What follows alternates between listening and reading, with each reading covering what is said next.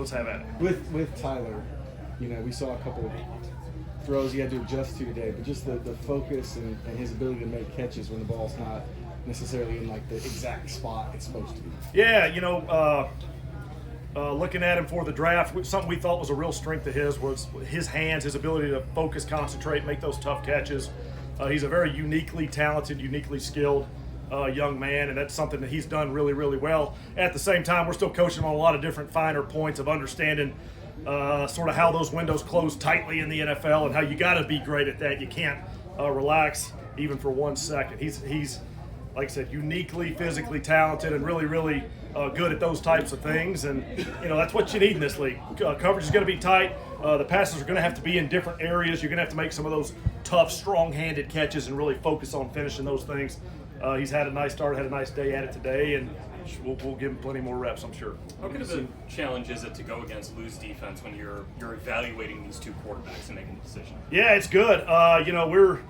We're facing a lot of tight coverage out there at receiver. They're pressing up. They're running tightly with our receivers, which makes the quarterbacks really have to deliver the ball exactly where they want to, because a lot of times that DB is right in position to make a play if you don't throw the ball accurately. So it's been really good from that standpoint.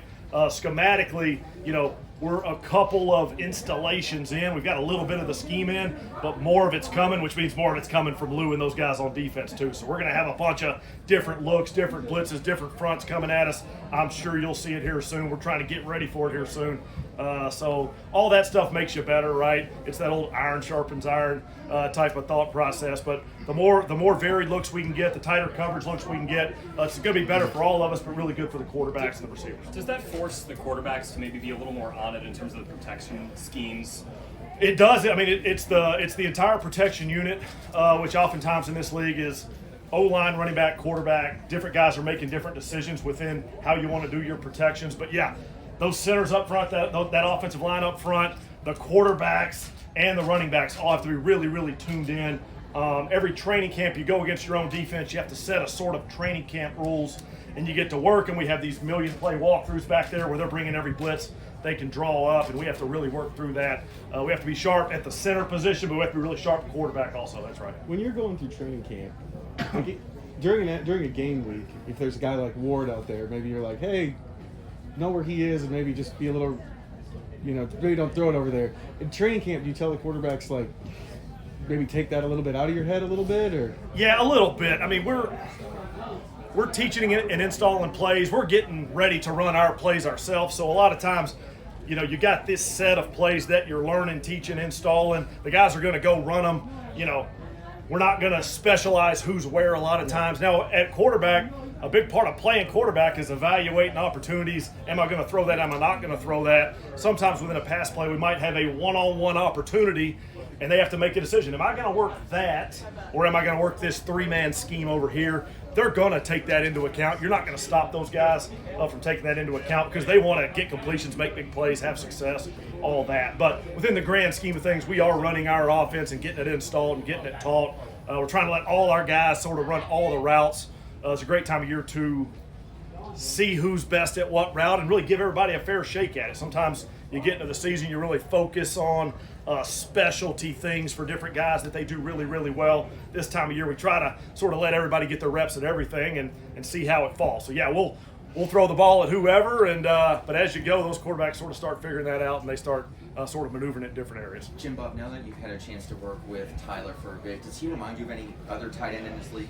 I hate to play the remind you game. He's so, he's a young player, and we haven't even seen him in pads, which I think is going to be a real strength of his. I think when he gets to play football in pads, the extra elements of his game are really going to come alive. Right now, we talk about it every year in this setting. Offensive line, running back, tight end, in those physical sort of situations, you don't really get to work every aspect of what you're going to end up doing on Sundays. But here in a few days we will, and I think Tyler Warren, that's going to really, really help him. I'll hold away from the comparison game, but we're excited about his development. We're excited about the direction he's headed. He's working really hard. We're going to need to keep that going. How do you coach up an instance of, like, today Anthony's interception? Probably wasn't the wrong read, but it was just the throw wasn't necessarily there. Do you have to spend much time on something like that? Yeah, we'll go back and talk about it. Honestly, he came up to me just a couple minutes before I got over here, and he was asking me about that exact play, and we sort of talked it through. We worked a new motion on the play, and we were having to work through how that looks from his standpoint. It's the time of camp where it's very important that we protect the ball in our offense, but as a quarterback, you got to go work different throws. You got to go, sort of be aggressive from time to time. We'll work with those guys on when it's time to dial it back or when maybe a different decision should be made, or you could put the ball on a different part of the receiver's body. That's classic early training camp stuff that we'll keep working through. Anthony's talking through it with us.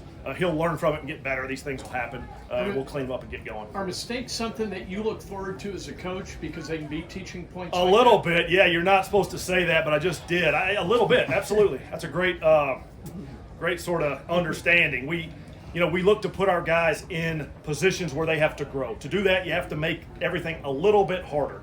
So sometimes you might know that a defensive look is not ideal for a certain play. Well, gosh, this is not the coverage we want. Or, man, this blitz is going to be tough on this run play. But let's see how our guys handle it. Sometimes we handle it well, and there's growth from the players. Sometimes we don't, and we have to teach off of that. You don't want to have a mistake every single play, and you're teaching from a practice full of mistakes. But, yeah, if you have a perfect practice, you're probably not pushing your guys hard enough to improve. It's a great time of year to improve. So we do look forward to some of those things. It gives us something to coach, which hopefully keeps us around a little bit.